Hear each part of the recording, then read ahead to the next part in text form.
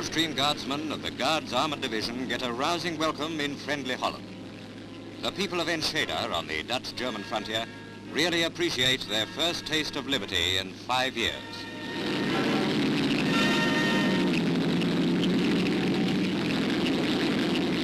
The excited town doesn't see much of them. They have urgent business on the other side of the German border. Swift moves which cut off the rocket zones resulted in the capture of a train loaded with V-2 rockets on their way to launching sites. The warheads are missing, but otherwise the rockets are sectionally complete. Giant liquid oxygen fuel tanks are packed with insulation wadding made of spun glass, used to prevent the fuel exploding when the rocket is fired. Full firing instructions were discovered in this trainload. Official disclosures are now showing that V-2 is the war's most menacing weapon. It took 200 Americans to make the final capture of Heidelberg, one of Germany's oldest cities. American money built a new wing to the town's most famous building, the university, now sporting the usual Nazi sign. As Germany touches rock bottom, looting becomes almost as familiar a sight as those ever-lengthening lines of surrendering prisoners. Milling crowds pillage stocks of clothing or anything else that's movable from shops and transport barges. Here's what happens when Nazi discipline of the whip and the rubber truncheon breaks down.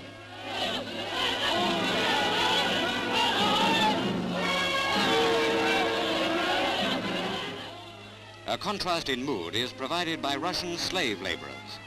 9th Army Americans opened up the prison camp at Kaunitz and freed 9,000 captives. These are the survivors. 30,000 of their comrades died from privations. Women received similar treatment. Jewish women were forced to wear a yellow cross painted on their clothing. Their prison numbers have been tattooed on their arms. Their fingers bear marks of torture.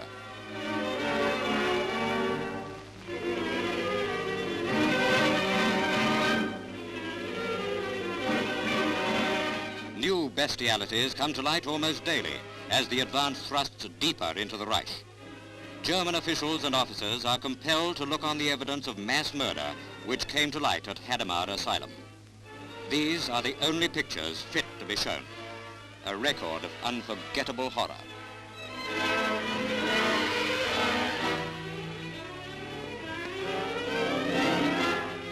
The Dortmund-Ems Canal, once an artery for German transport, now a vista of derelict barges and broken bridges. In the same region, a British Marine checks over Osnabrück streets with his walkie-talkie. 49, hello, 949, have reached position sugar, and all clear, 949, over. Osnabrück has not been as badly damaged as most other German towns. Commandos were quickly through the city. Time short, and as their banner says, they bash on regardless. Hungarian soldiers kept prisoner by the Germans marched to freedom. They still wear a look of bewilderment. Changing sides is a confusing business.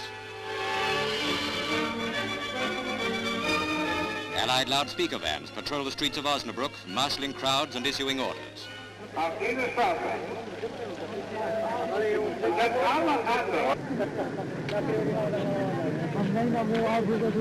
Posing as a Dutchman, a Gestapo man is spotted among the crowd of civilians. A Russian girl tells him a few things she thinks about the Gestapo after her years of slave work in Germany. An interesting scene which will be repeated again and again in many places.